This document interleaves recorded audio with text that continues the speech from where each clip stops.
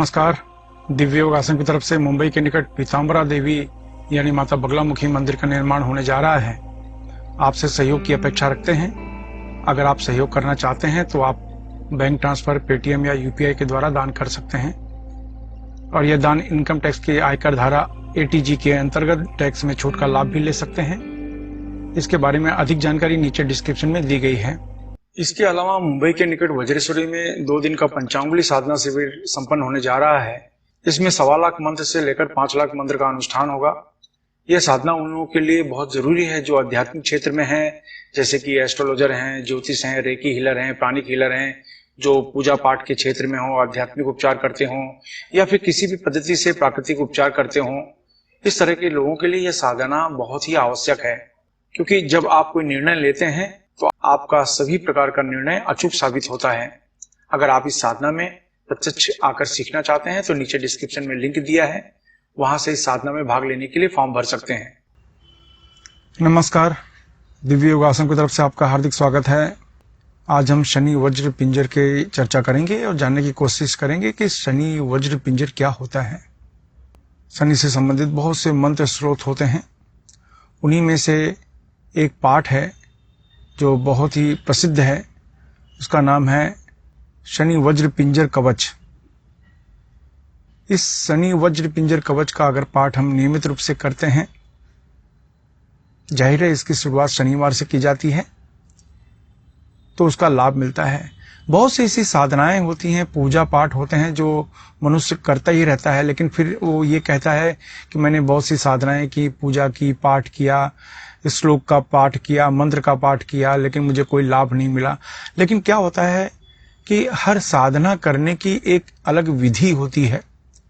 अगर उस विधि को आप आजमाते नहीं तो आपको लाभ नहीं मिलता, कि सब कुछ सही होते होते भी गलत हो जाता है। तो बहुत से लोगों ने शनि स्त्रोत का पाठ किया होगा, शनि मंत्र का पाठ किया होगा, शनि कवच का पाठ किया होगा, लेकिन अगर सफलता नहीं मिलती तो जरूर कोई ना कोई तो कारण होता ही है। तो आज इस विषय में ये जानने की कोशिश करेंगे कि विशेष विधि से इस शनि पिंजर कवच की आराधना कैसे करें, इस शनि वज्र पिंजर कवच का पाठ कैसे करें, इस बारे में जानने की कोशिश करेंगे। आज का जीवन भागदौड़ का जीवन माना जाता है। मनुष्य एक पल भी अपने आप को शांत नहीं रख पाता। उसकी अभिलाषाएं इतनी बड़ी होती हैं कि वो चाहकर भी अपने आप को शांत नहीं रख पाता।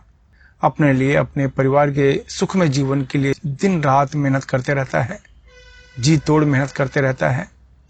शनि का जो कार्य है मनुष्य से मेहनत कराना, तो मनुष्य तो करता ही है मेहनत, लेकिन मेहनत करने के बाद भी अगर सफलता न मिले तो मनुष्य बहुत निराश हो जाता है।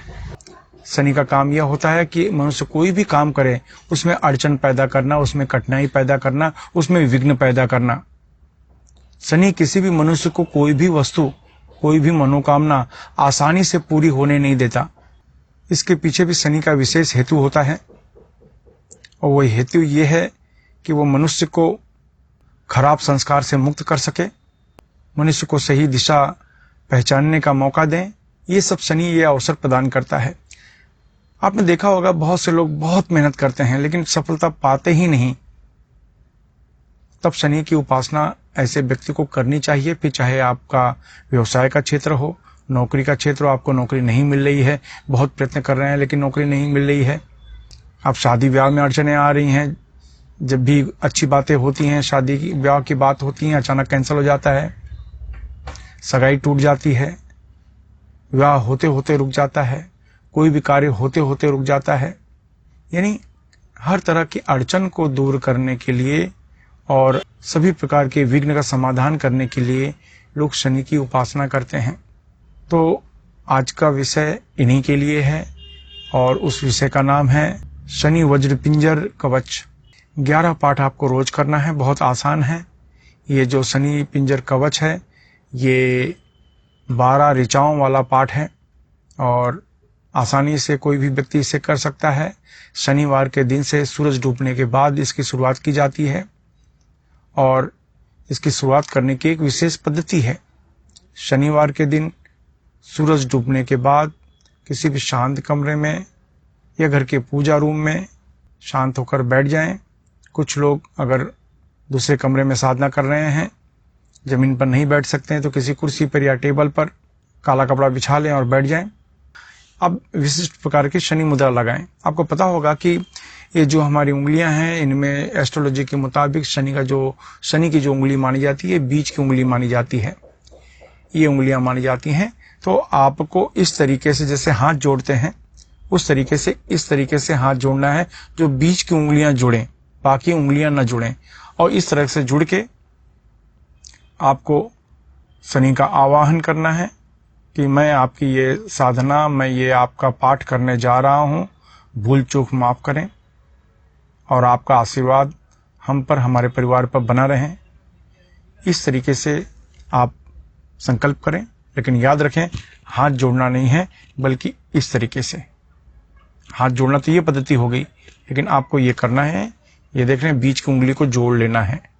ये इस तरीके से बीच की उंगली जोड़ के जैसे हाथ जोड़ते हैं, उसी तरीके की मुद्रा लगाइए, आंख बंद करके, कि मैं आपकी साधना, मैं आपकी आराधना करने जा रहा हूँ, भूल चूक माफ करें, आपकी कृपा हम पर, हमारे परिवार पर बनी रहे।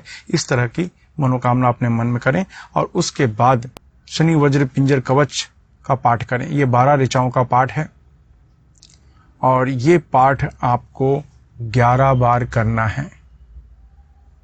आसान है। शनिवार के दिन सूरज डूबने के बाद शनि वज्र पिंजर कवच का पाठ आप नियमित रूप से करें।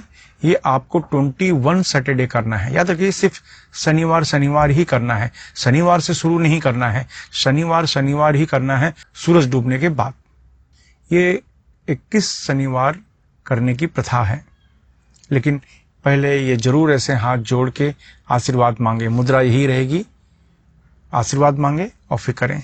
मैंने पहले कहा कि आप बहुत सी साधनाएं करते हैं, बहुत से व्रत करते हैं, उपवास करते हैं, तो जैसा हमारे बड़े बुजुर्ग हमको बताते हैं वैसा हम करते भी रहते हैं, लेकिन सफलता नहीं मिलती तो हम निराश हो जाते हैं। कभी कभी उस साधना के प्रति, उस मंत्र के प्रति, उस इष्ट के प्रति हमारे मन में अविश्वास पैदा हो जाता है।